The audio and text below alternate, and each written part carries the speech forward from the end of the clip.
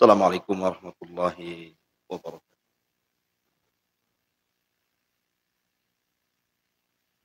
Alhamdulillah wassalatu wassalamu ala Rasulillah wa ala alihi wa sahbihi wa mawalah wa la haula wa la quwata illa billahi wa ba'd. Baik, kita lanjutkan kajian kita masih membahas kitab Arba'in Nawawi. Dan kita masuk pada sabda Nabi sallallahu alaihi wasallam masih dari perkataan Jibril alaihi salatu wassalam. Qala fa akhbirni an amaratiha. Maka Jibril berkata, habarkan kepadaku tentang tanda-tanda kiamat. Qala an talidal amatu rabbataha wa an taral khufatal uratal alata ri'a asya'i yatatawaluna fil bunyan. Thumma antalaqa falabistu maliyan thumma qala ya Umar atadri manis sa'il. Qultu Allah wa rasuluhu a'lam. Qala fa innahu Jibrilu atakum yu'allimukum dinakum rawahu Muslim. Kata Nabi sallallahu alaihi wasallam ketika seorang budak melahirkan tuannya dan engkau lihat al-khufat, orang yang tidak pakai sandal, al-urata, yang tidak pakai pakaian, al-alata, orang yang miskin papan, ri'a asya'i, yang menggembala kambing, yatatawaluna fil bunyan, mereka berlomba-lomba di dalam membuat bangunan. Tsumman talaqa, maka Jibril pun kemudian pergi begitu saja. Falabistu maliyan, maka Umar bin Khattab radhiyallahu an kemudian berkata, aku pun kemudian terdiam sesaat. Tsumma qala, tiba-tiba Rasul mengatakan, ya Umar, wahai Umar, tahukah kamu siapa yang bertanya itu? Maka Umar mengatakan, Allah dan Rasulnya yang lebih tahu. Maka Rasul mengatakan, sesungguhnya itu adalah Jibril yang datang kepada kalian mengajarkan agama kalian. Ma'asyiral muslimin yang dimuliakan Allah Subhanahu wa taala. Di sini muallif rahimahullahu taala membawakan hadis Jibril di mana penggalan terakhir bicara tentang tanda-tanda hari kiamat. Sering saya katakan bahwa tanda-tanda hari kiamat itu terbagi menjadi dua. Ada tanda-tanda kiamat yang disebut dengan asyratus sa'atil sughra, tanda-tanda kiamat dari tanda-tanda kiamat kecil. Kemudian di sana ada alamat kiamat yang disebut dengan asyrat as-sa'atil kubra, tanda-tanda dari tanda-tanda kiamat besar. Adapun tanda-tanda kiamat kecil banyak sekali. Di antaranya adalah diutusnya Nabi sallallahu alaihi wasallam. Itu sudah tanda-tanda kiamat kecil. Kemudian terbelahnya bulan. Kemudian wafatnya Nabi sallallahu alaihi wasallam. Kemudian wafatnya para sahabat. Kemudian terbebaskannya Baitul Maqdis di zaman Umar. Kemudian mutan. Banyaknya manusia yang mati karena wabah. Di zaman Umar terjadi wabah taun.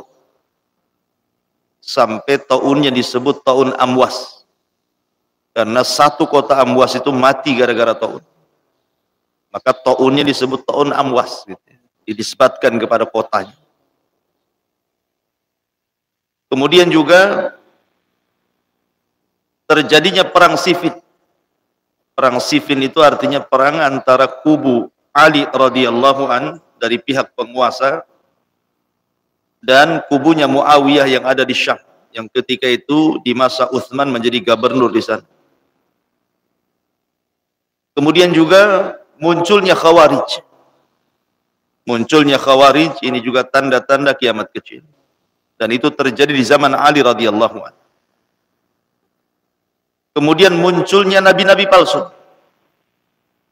Dan itu terjadi di akhir-akhir sebelum wafatnya Nabi Shallallahu Alaihi Wasallam. Ketika periode Madinah.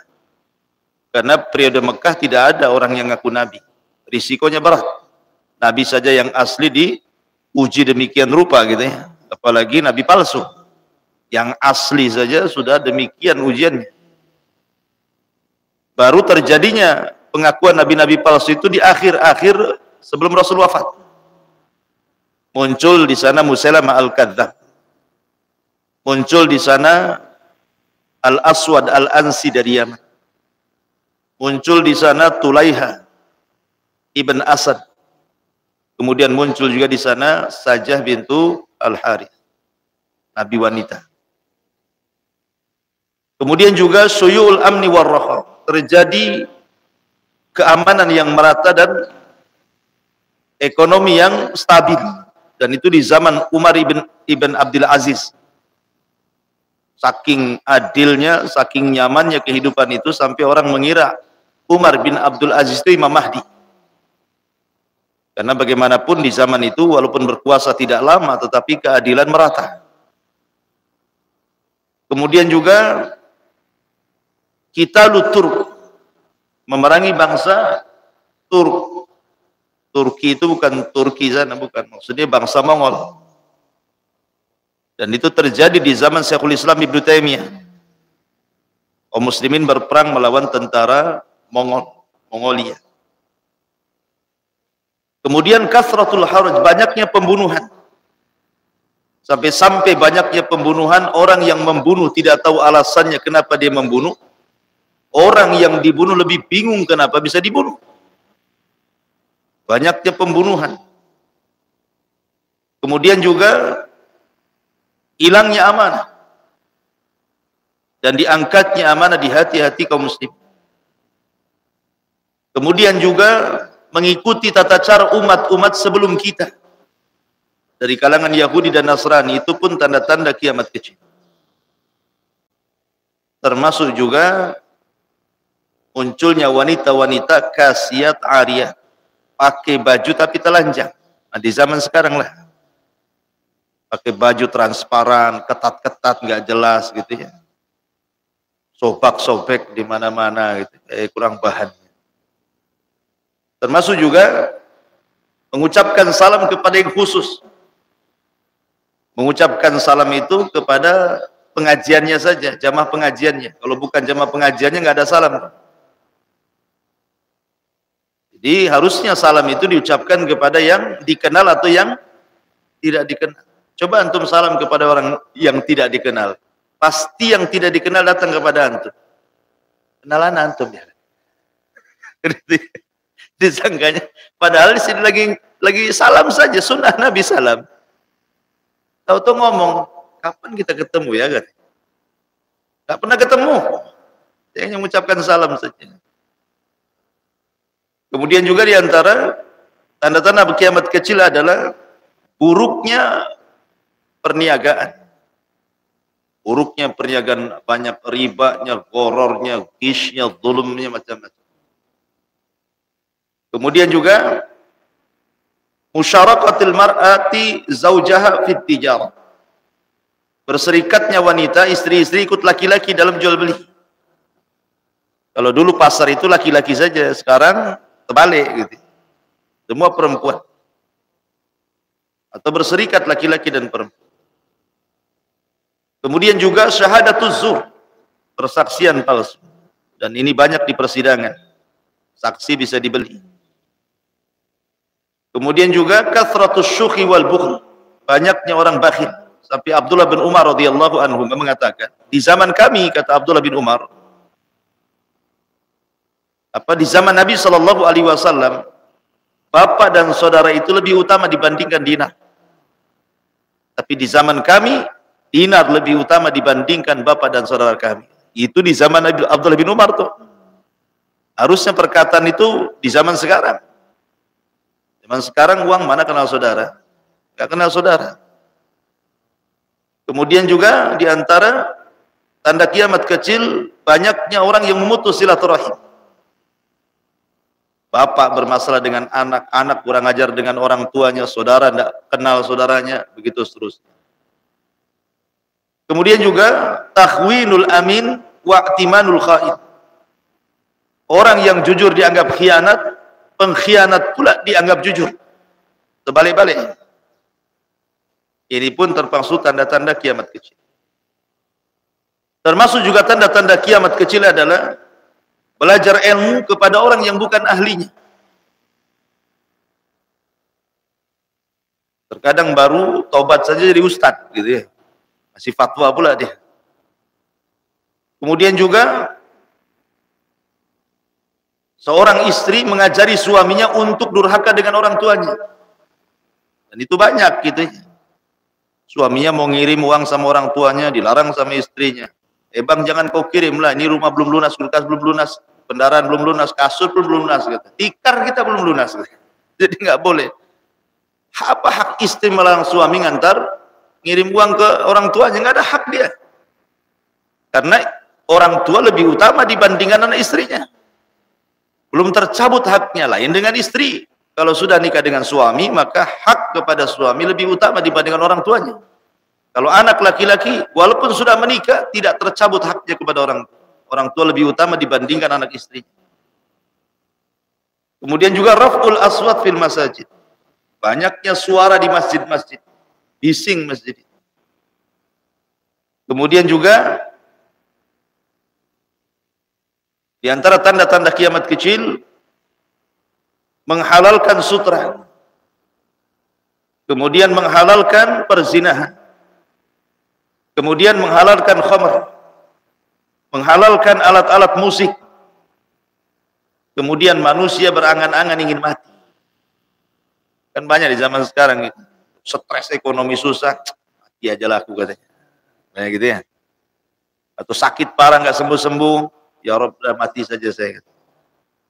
Jadi kadang lewat ke tamiang, duhai kiranya aku yang di situ katanya. Kan ada ya, orang zaman sekarang kan orang stres. Pikirannya mati itu solusi. Sehingga kalau mati istirahat menurut dia, padahal mati itu justru lebih sulit lagi hidupnya. Kemudian juga zuhrufatul masajid. Mengukir-ngukir masjid. Masuk masjid semua diukir masjid itu ya.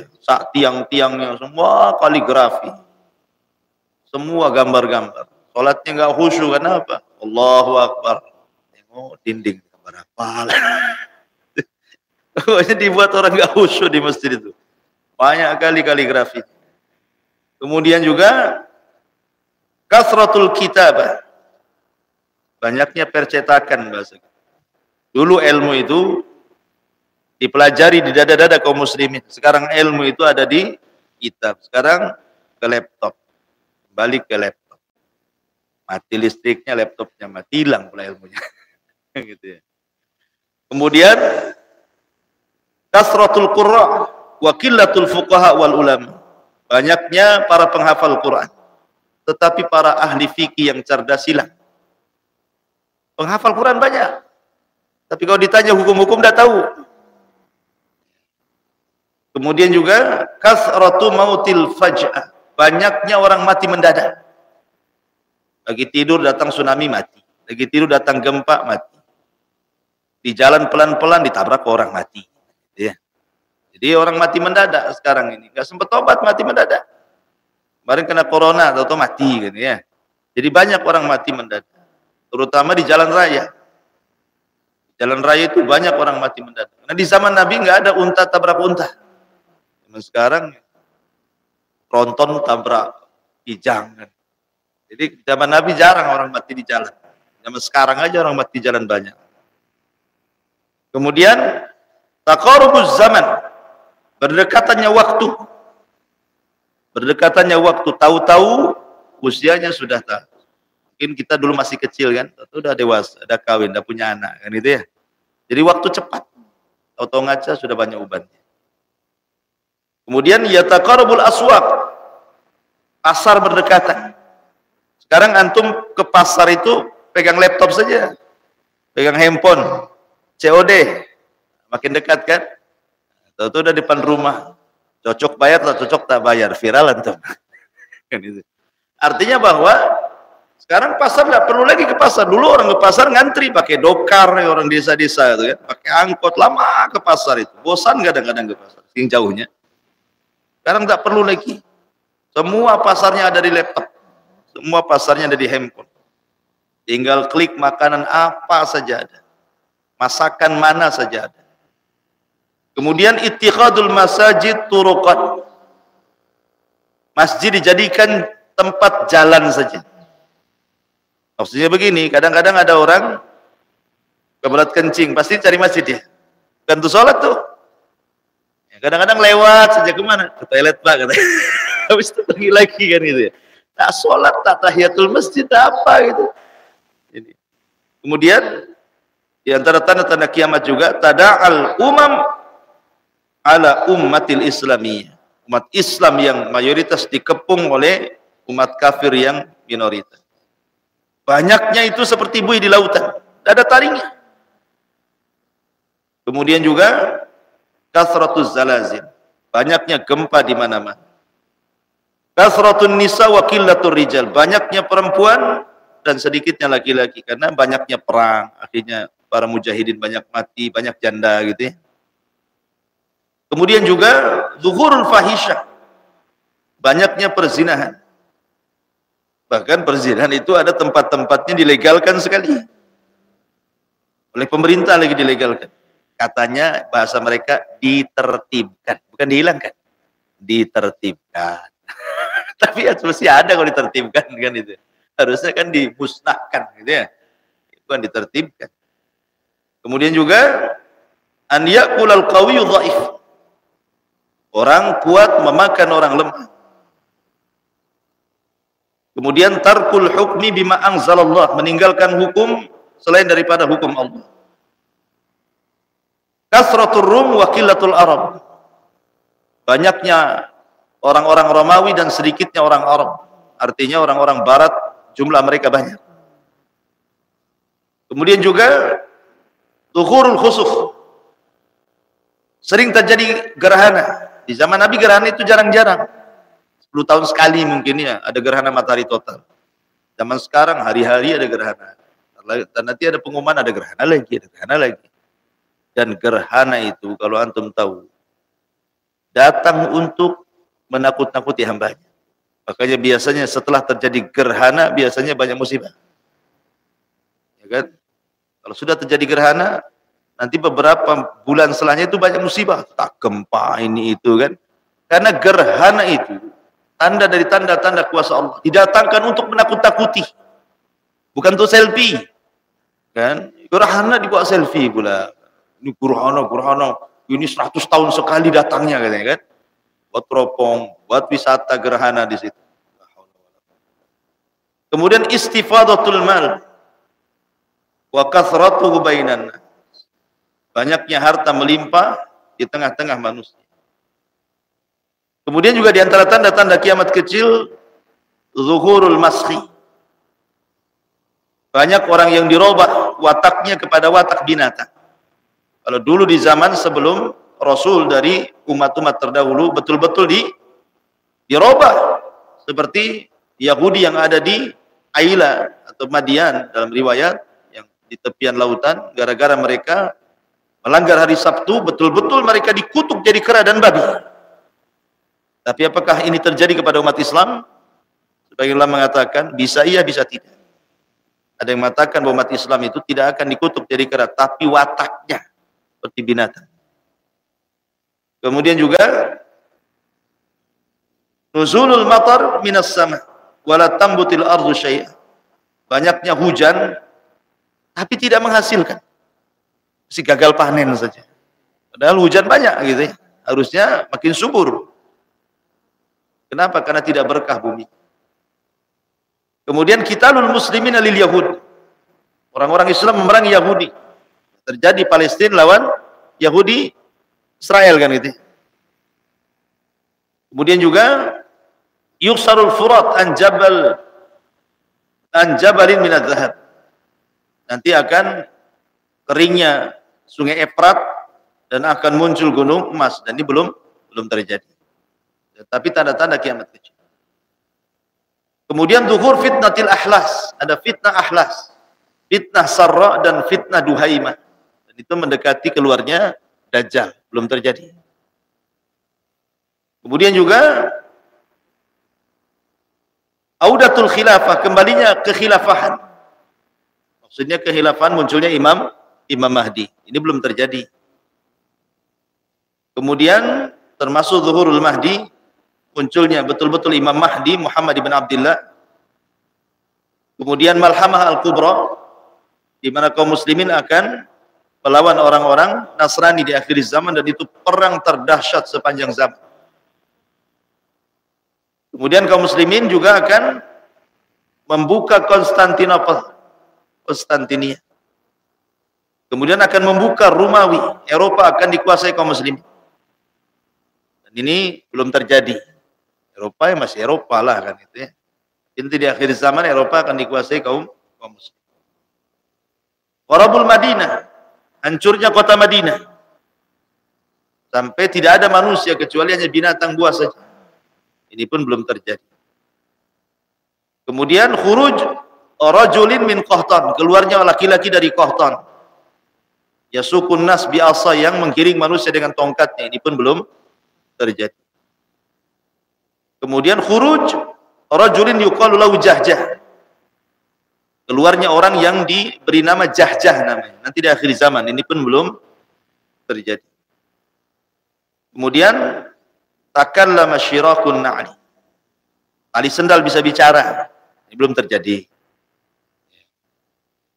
Kalau sepatu bisa bicara, ada baterainya itu. Kemudian termasuk juga raf'ul Quran, diangkatnya Al-Quran, dan baik dalam mushaf ataupun di hati-hati penghafalnya. Ketika sholat Allahu Akbar bingung hafal Fatihah gitu ya. Kul 3 kul aja enggak tahu. Ambil mushaf, kosong semua, enggak ada. Dan ini belum terjadi. Tarkul hajj li baitil haram, tidak ada lagi orang haji ke Mekah. Ini pun belum terjadi, tapi itu tanda-tanda kiamat kecil. Kemudian hadmul Ka'bah ala yadi rajul minal Habasyah, Ka'bah akan dihancurkan di tangan seorang laki-laki dari Habasyah namanya Suwaiqataini. Dan banyak lagi tanda-tanda dari tanda-tanda kiamat kecil. Adapun tanda-tanda kiamat besar ada 10, sering saya ulang-ulang. Pertama Dajjal, kemudian Isa di Maryam turun, kemudian Ya'juj dan Ma'juj gitu ya. Kemudian yang kelima Dukhan, kemudian yang keenam muncul matahari dari arah barat, kemudian yang ketujuh munculnya binatang dari perut bumi yang bisa bicara, kemudian yang nomor 6 ya, nomor 7 gempa dari arah timur, 8 gempa dari arah barat, 9 gempa di Jazirah Arab, dan yang 10 munculnya api dari arah Aden Yaman atau Hijaz yang menggiring manusia sampai ke negeri Syam. Nah, dari tanda-tanda kiamat ini, di sini Nabi SAW menyebutkan salah satunya dalam hadis Jibril. Apa itu? Antalidal amatu rabbataha, di mana budak melahirkan tuannya. Apa maksudnya budak melahirkan? Ada yang mengatakan karena banyaknya peperangan. Banyaknya peperangan. Sehingga kemudian banyak kaum muslimin yang mati syahid.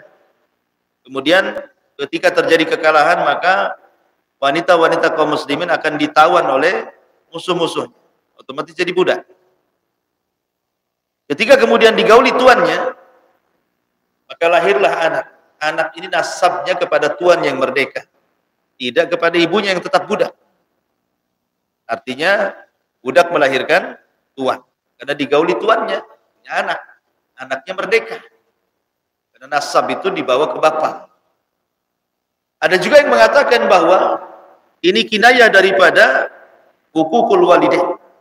Banyaknya anak-anak durhaka kepada orang tua. Jadi orang tuanya jadikan babu dan pembantu. Maka ini pun termasuk antalidal amatu rabbata. Di mana justru orang tua yang melahirkan tuannya. Mungkin contoh sederhananya waktu di desa masih dianggap orang tuanya. Kemudian anaknya ke kota, sukses. Kata anaknya, Bu, datang aja ke kota. Enak di sini daripada di kampung. Akhirnya datanglah ke kota. Namanya orang tua di kampung biasa nyapu, biasa ngepel, biasa nyuci, biasa macam-macam. Gak bisa dia diam. Ya, akhirnya nyapu, kata anaknya, gak usah nyapu. Gak apa-apa, nak. Gak usah ngepel, gak apa-apa, nak. Karena kelamaan kasihkan anaknya. Akhirnya sampai, belum disapu, Bu. Lah itu. Kok ibunya pulang ngomong itu.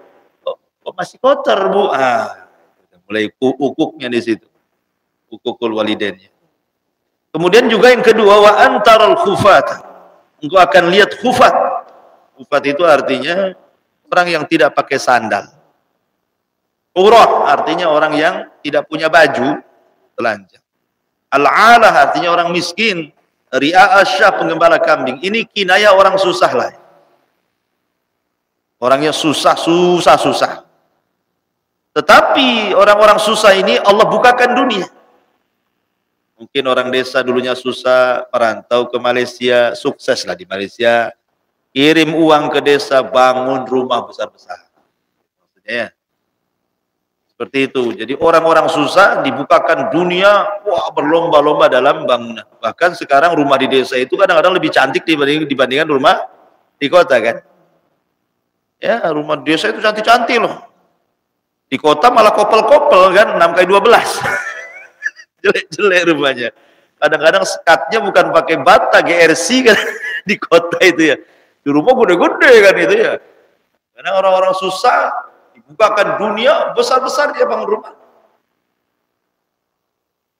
Tidak dicela. Tidak semua tanda-tanda kiamat itu tercela, tidak.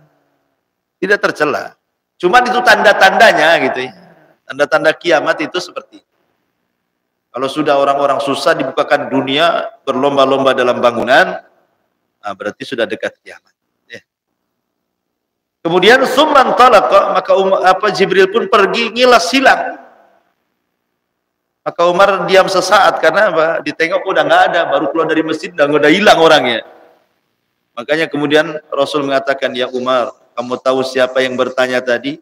Kata Umar, aku nggak tahu, Allah dan Rasulnya yang tahu. Dari sini menunjukkan apa? Kalimat Allah wa Rasuluhu a'lam, adab dari seorang sahabat kepada Rasul. Walaupun mereka tahu jawabannya, sahabat tidak pernah lancang di hadapan Rasul. Mereka tetap mengatakan Allah wa Rasuluhu a'lam. Itu kalau Rasul masih ada. Kalau Rasul sudah wafat, Allahu a'lam. Saya tidak tahu.